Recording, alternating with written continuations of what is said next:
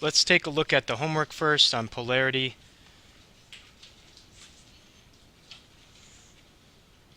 So, oh, this is the wrong one, darn it. This is intermolecular forces. So, stop. Okay, so let's look at the quiz. And because I changed that, what I did instead is you get multiple tries on each question. You should, yeah, it should say you can try it again. It should tell you if you got it right, and then before you finish the attempt. So, oh, wrong one. Hang on. Well, we're going to see in just a second here. So,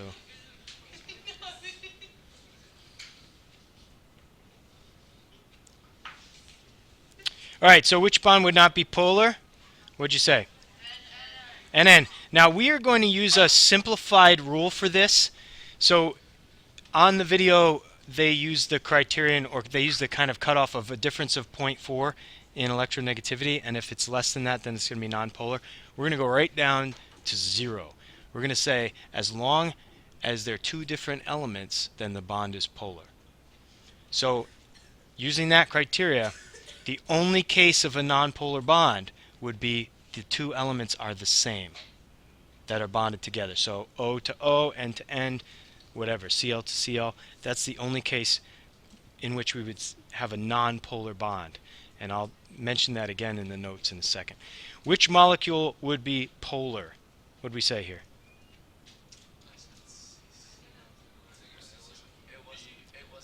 Which molecule would be polar? NF3 would be polar. Now let's see what happens here if I click next. Okay, it tells me, let's see. Well, you might be right. I'm going to have to check into that setting.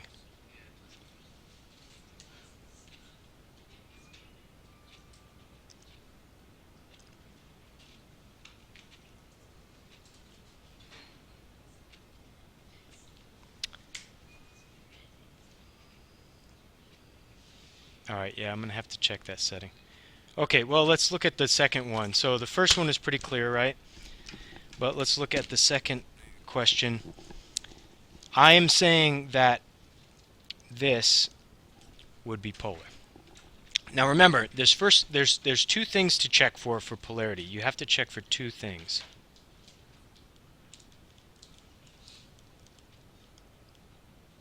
One is, are the bonds polar?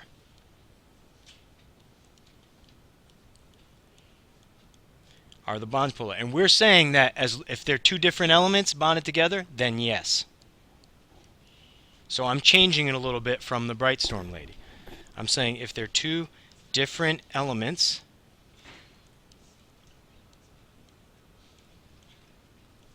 yes. Okay? Now second, now that doesn't mean they'll always be polar bonds, because it could be N2, O2, something like that. It could be a carbon to carbon bond. Second is the molecule polar?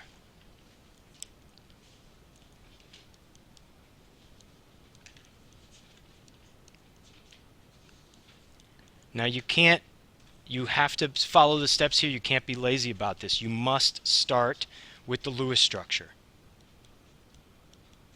Unless you can look at the molecule and know the Lewis structure in your head just because you're familiar enough at this point, which maybe you can in some cases.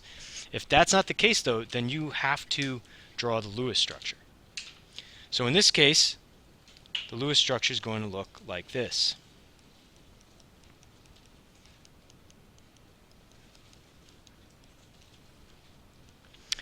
And then you want to do the geometry. You can't skip this either, because I can't tell from looking at a flat two-dimensional diagram what the polarity is going to be without knowing something about the three-dimensional geometry. What's the shape of this molecule? Right, this is Trigonal Pyramidal. Now, how did you know that?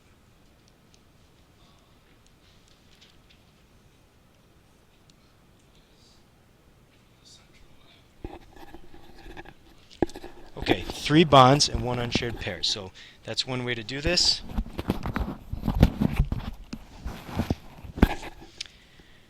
And I'm going to draw it, try to draw it in 3 dimensions here.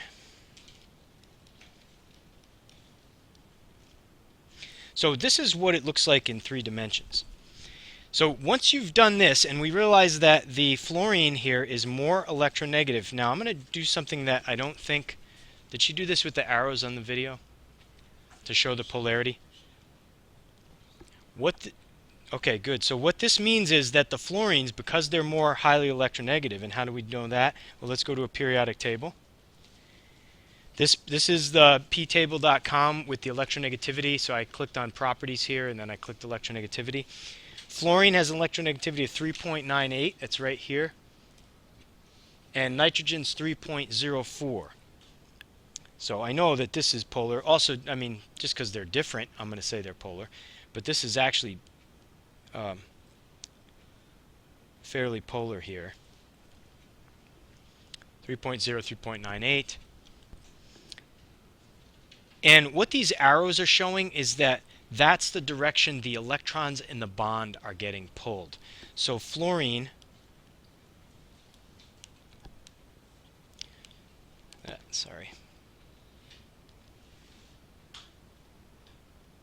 fluorine is basically hogging those bonding electrons. Fluorine is pulling those electrons that are in the bond toward itself. And so we show it as an arrow. Whoops. And I'm not doing too well today.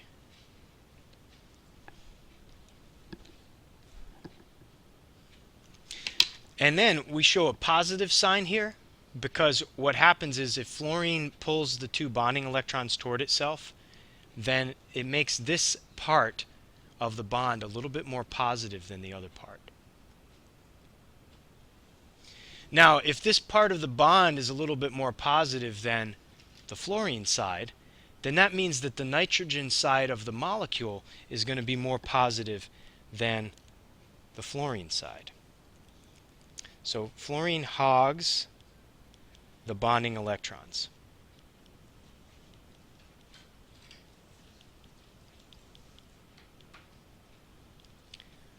Basically, you've got the nitrogen, you've got the fluorine, and these electrons are getting pulled more toward the fluorine than they are toward the nitrogen.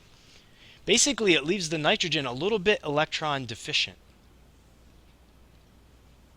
Remember that those bonding electrons were helping to give nitrogen a full octet, right? And now they're getting pulled away.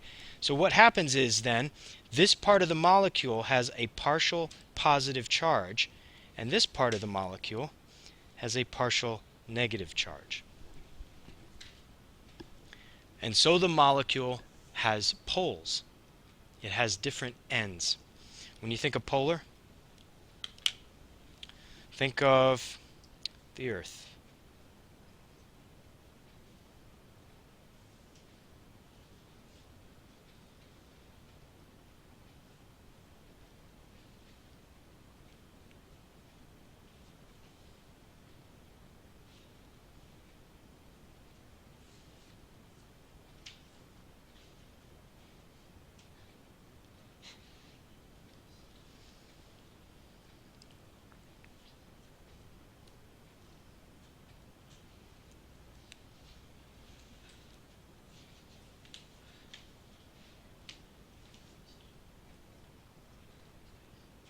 Oh, I forgot Alaska. Okay. So think of the Earth. We have the North Pole and the South Pole, right? And they're actually magnetic poles, so you can also think about a magnet. It's got 2 different sides. That's one way of thinking about polarity. If a molecule is polar, it has 2 different sides. In other words, you can look at the molecule and you could say, oh, that side is different than that side. Follow me? That's one way of looking at polarity. So polarity means 2 different sides.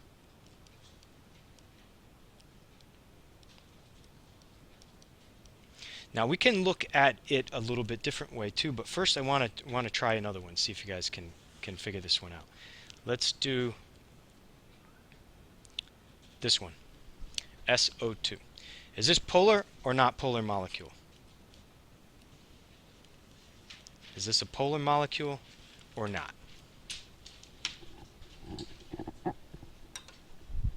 Remember, don't skip the Lewis structure step. For example, you might look at this and say, oh, that's linear because it's got 3 and they're going to be in a line. Maybe not. Do the Lewis structure first.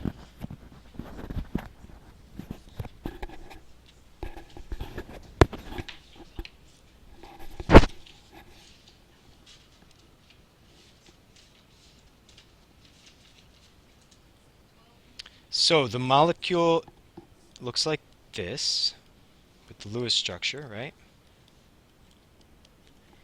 Which would mean that it is bent like that. Now, by our criteria, we're going to say that the bonds are indeed polar, and with oxygen being a little bit more electronegative than sulfur, we're going to get something like that. So the electrons are getting pulled down toward the oxygen. Now the question is the molecule polar? How many of you said that the molecule is polar? Raise your hand. Molecule's polar, raise your hand. Molecule's non-polar, raise your hand. Somebody who said it's polar, why? Why did you say it was polar? Beth, why did you say it was polar?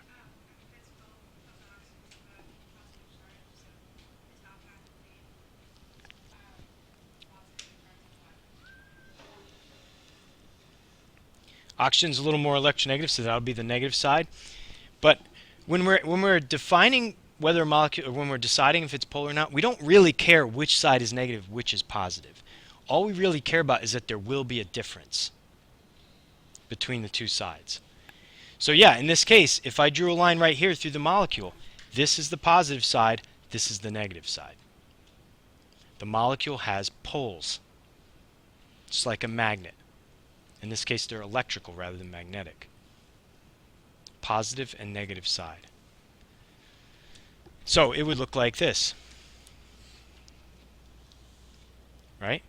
And I could say, all right, this divides between the positive and negative side.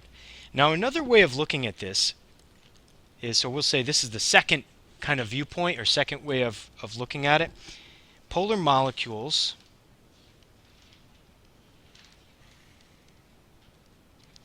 will orient themselves in an electric field.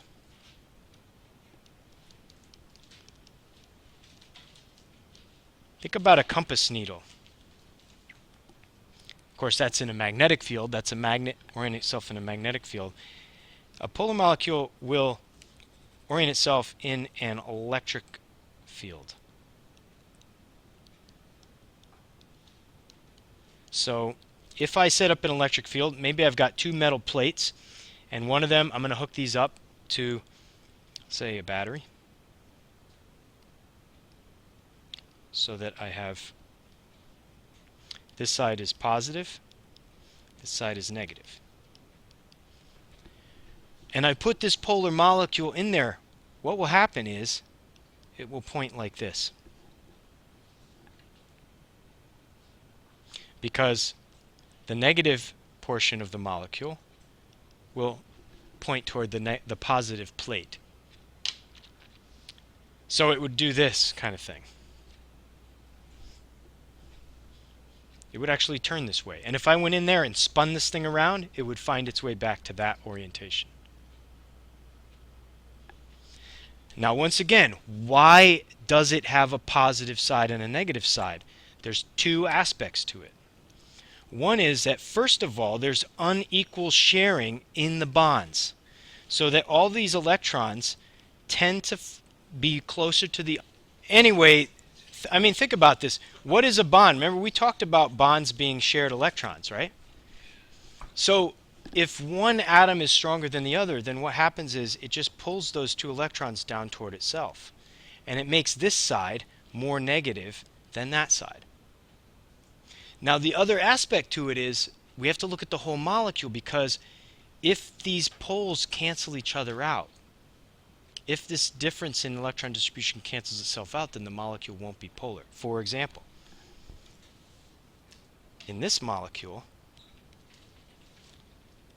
is nonpolar. This is a planar molecule. It's 120 degrees between each bond. The bonds do have unequal sharing, so that we've got partial negative, partial negative, partial negative, but the partial positive in this case, and this is the key, the partial positive charge, the positive side or part of the molecule is the center of the molecule. The negative part of the molecule is evenly distributed all the way around the outside. So when you ask the question, does this molecule have a positive side and a negative side? The answer is no. It's got a positive center and negative evenly distributed all the way around the outside. That doesn't count. That's not polar. So that molecule SO3 is nonpolar. It'd be like the North Pole of the Earth being at the center of the Earth and the South Pole of the Earth being the entire crust of the Earth. That's nonpolar. That is against the definition of having poles. So that is what we mean when we say nonpolar, and that's why you have to look at the whole molecule. You can't just look at the bonds.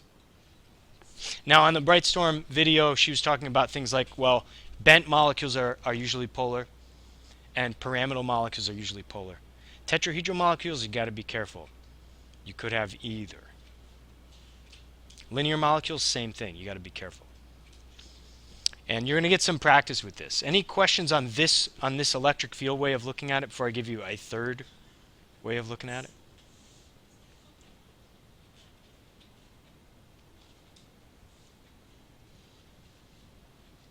Yes?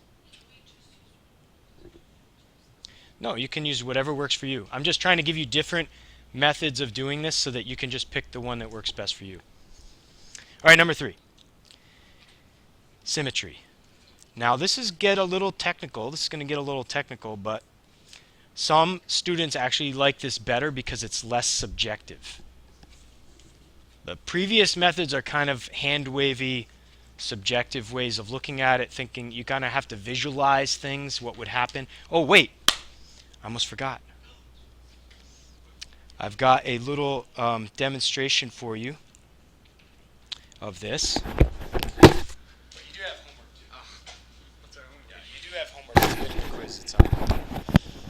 So here's what I'm going to do. I'm going to take this plastic pipe and I'm going to charge it up with my tie so that it's negatively charged. So the tie is, the pipe is stripping electrons off the silk. All right.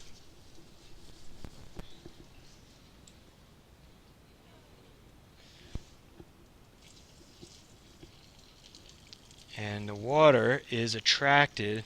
We've got a thin stream of water flowing out of the faucet here. We see that the stream of water is attracted to the negatively charged pipe.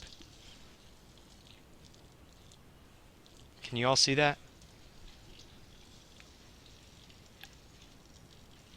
Water's bending. Now, it's because water's polar.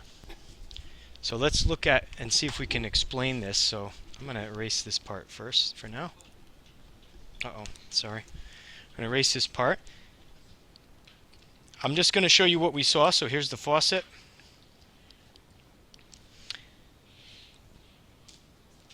And we got water.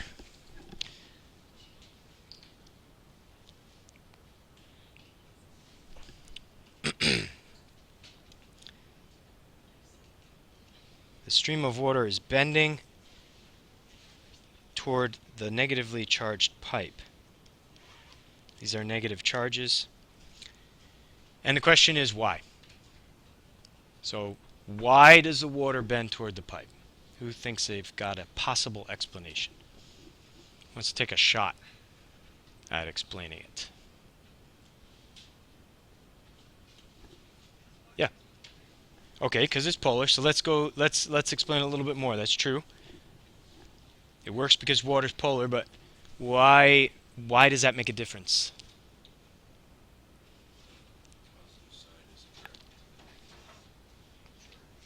Okay, so the positive side of the water molecule is attracted to the negatively charged pipe. So let's draw it. Water is, because oxygen is one of the most electronegative elements, so it is usually going to be the negative side. So in this case, it is. And the hydrogens have a partial positive charge, but we're not done yet. Because here's the thing. For one thing, remember that water is a neutral molecule. So we're not saying that the water molecule itself has a positive charge. It doesn't have a net positive charge. We're just saying that the charge on it is distributed, is unevenly distributed, so that most of the negative charge is on one end. So here's the question. Why doesn't the negative side, the oxygen side of the molecule, repel itself from the pipe and cancel out this effect? Amy.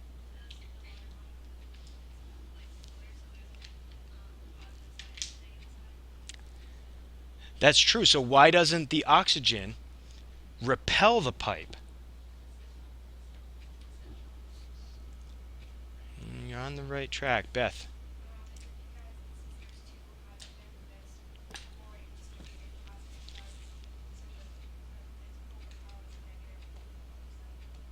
That's good thinking because there are two hydrogens. But here's the thing: the whatever positive charge the hydrogens have, the oxygen must balance that with the negative. So it has to be equal. Otherwise, the whole thing would have a charge, positive or negative. Lewis.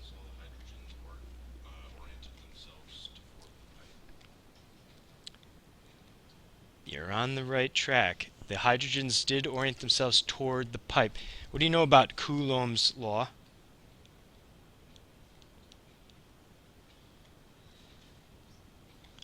The force is a function of what? Did I write the Coulomb's law before for you? What's the force between two charged particles is dependent on two things. The amount of the charge, how much charge is there? If it's greater charge, there'll be more attraction or repulsion, but it depends on something else too. Yeah, Bishop. The distance, right. So it's proportional, the force is proportional to the charges, which would be Q1 and Q2, those are the charges on the two objects, and it's inversely proportional to the distance, which we show as R. Now you don't need to be able to solve things with Coulomb's law, I'm just trying to explain here. Now actually we didn't finish our explanation, so how does that explain this? So why doesn't the oxygen basically, why doesn't the repulsion from the oxygen cancel out the attraction from the hydrogens and make that water just stay a straight line down? See, you might think it wouldn't bend because, yeah, sure, the hydrogens are going to be attracted to the pipe, but the oxygen is going to be repelled. So why doesn't it just cancel it out?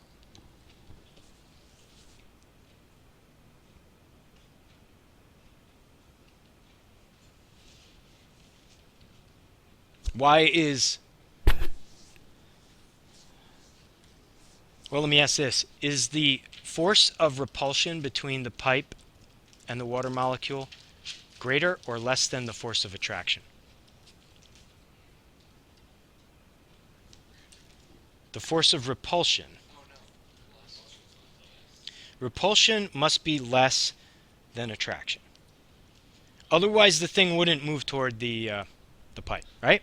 So, why is that? We already said whatever negative charge is on the oxygen must be equal to the positive charge on the hydrogen side. So it can't have to do with the charge. So why would the repulsive force be weaker than the attractive force?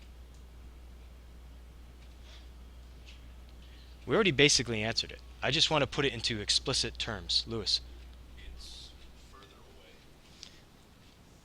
because the positive side is oriented itself toward the pipe, so the negative side is further away. Does that make sense? The negative side is further away. Yeah, the negative side, which is the oxygen, is further away from the pipe. So the water turned its positive side toward the pipe. Now the positive side is closer to the pipe than the negative side. So the attractive force takes over because it's greater, because the positives are closer than the negatives. Yeah.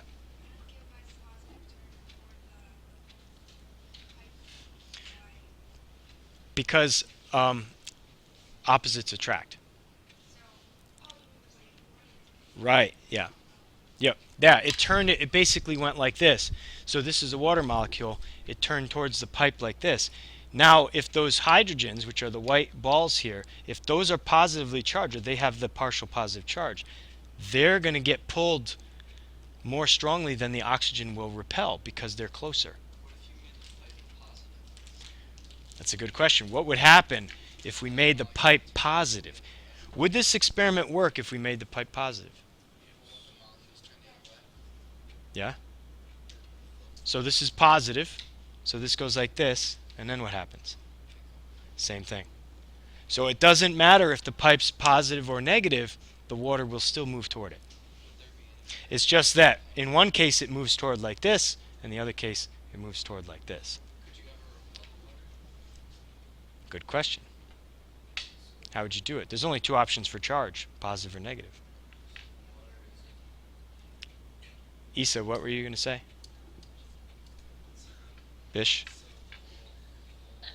Bishop, sorry.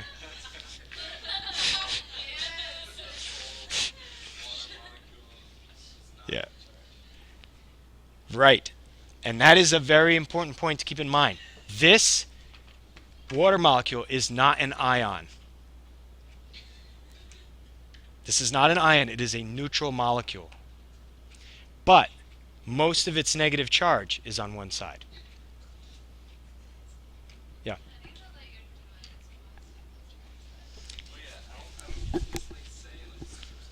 Yeah. Yeah. So it's just because I know that plastic is one of the most electronegative substances, and so no matter what I rub on this plastic, the plastic is going to win the battle for electrons.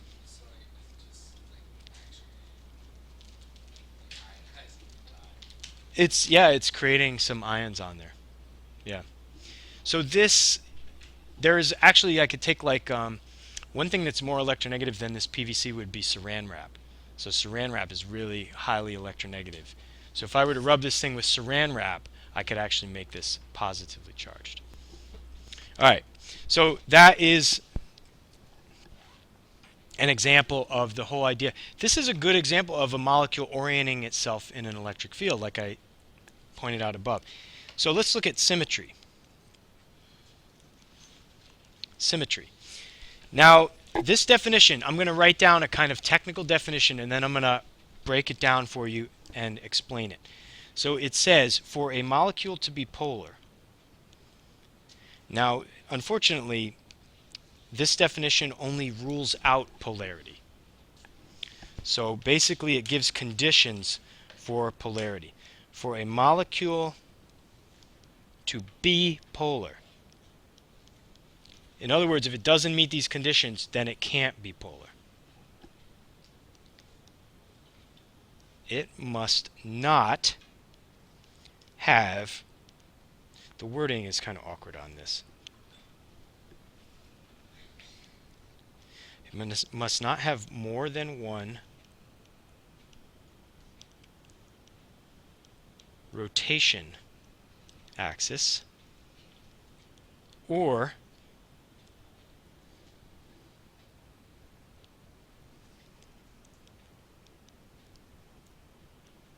a mirror plane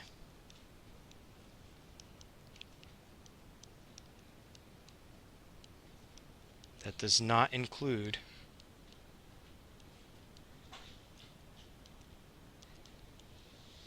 the principal rotation axis. Now, this is not a course in symmetry, but I think it's worth going over this. So let's define a couple terms. First of all, we've got two terms to define: rotation axis and mirror plane. So first of all, rotation axis.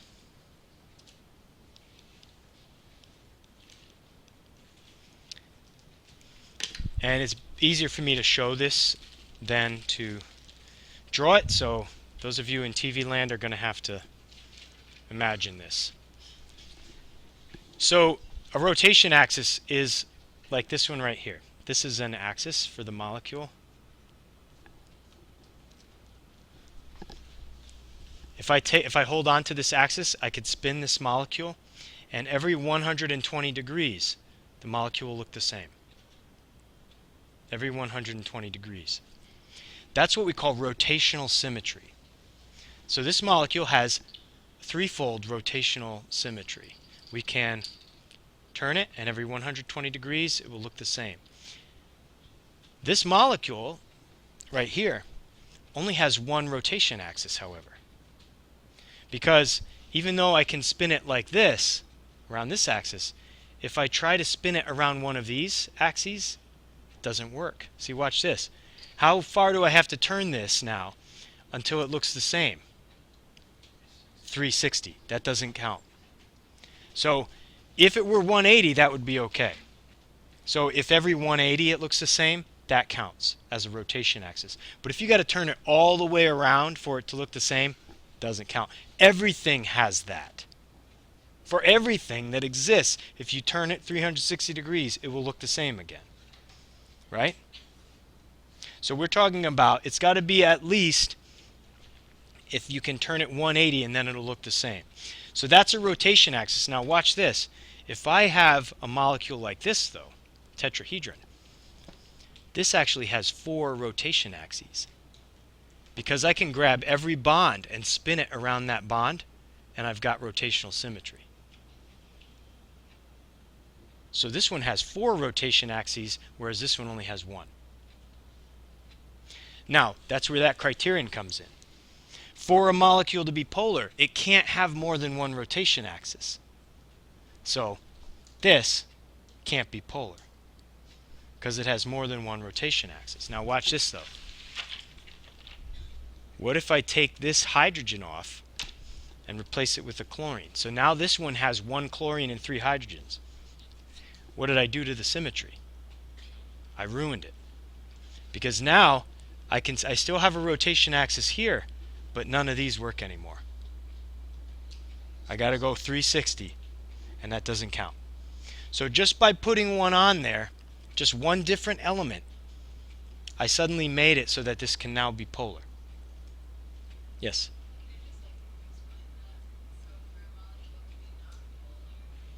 Nope. For a molecule to be polar, all this definition does is rule out polarity. That's all it can do for you. It can't. This definition cannot solve this whole problem for you. All it can do is tell you if something can't be polar. All right? So it can tell you that a molecule is nonpolar in some cases, but nothing else, unfortunately. So that's rotation axis. Now what about a mirror plane? A mirror plane is when the two sides of the molecule are mirror images of each other. Like in this case, if I divide this molecule right up the center, you can see that both sides are mirror images of each other.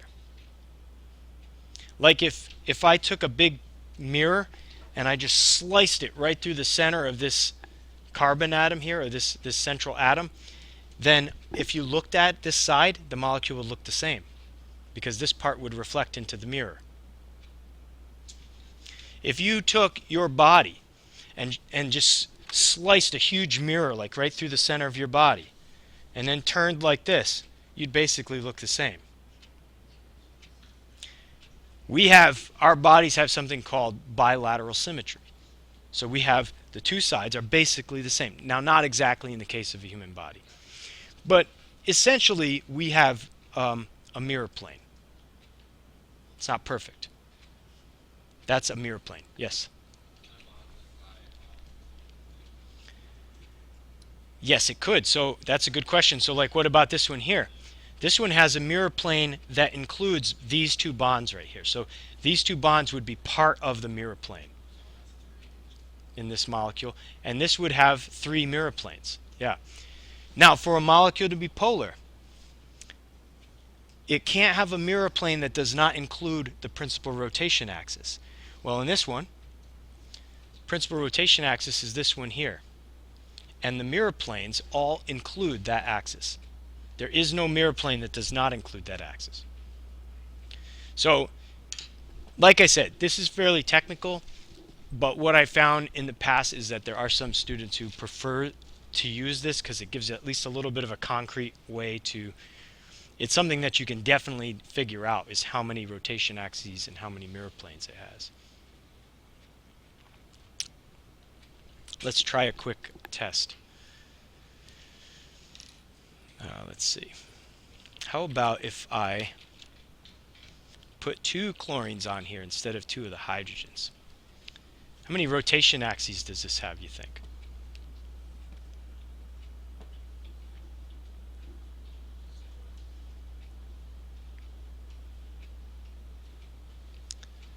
None. So that means, according to this definition, it could be polar. Right? Doesn't have any rotation axes. In all cases, I've got to turn it 360 degrees for it to look the same. You know, it looks like this. If I turned it 180, it doesn't look the same. Right? If it looks like the opposite of itself, that's not what we're looking for. Are there any animals that have rotational symmetry? Animals. Jellyfish, starfish, right. Now in biology we call that radial symmetry. So jellyfish, starfish, sea anemones, what do you call them? Urchins, right? Sea urchins or whatever. So there are animals that have, most animals though have what we call bilateral symmetry, which is the 2 sides of them are mirror images of each other, more or less. So that is rotation axis and mirror plane. And if you like to use that, you can. You don't have to use this definition. Now I've got some practice for you at this point, but first, any questions? Yes.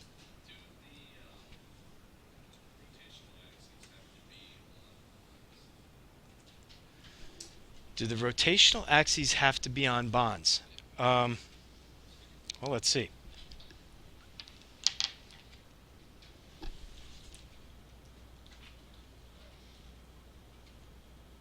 What do you think? Is this along a rotational axis here? In this case, the rotational axis is right down the center of this thing, which is not along a bond. Right, so no, they don't have to be on a bond. Oftentimes they will be, but they don't have to be.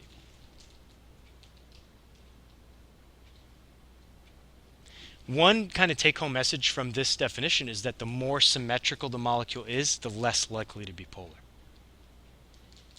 Right? So if you see a molecule that's just got a lot of symmetry, like a tetrahedron, for example, then you're going to be suspicious. But again, just changing the atom can affect the symmetry.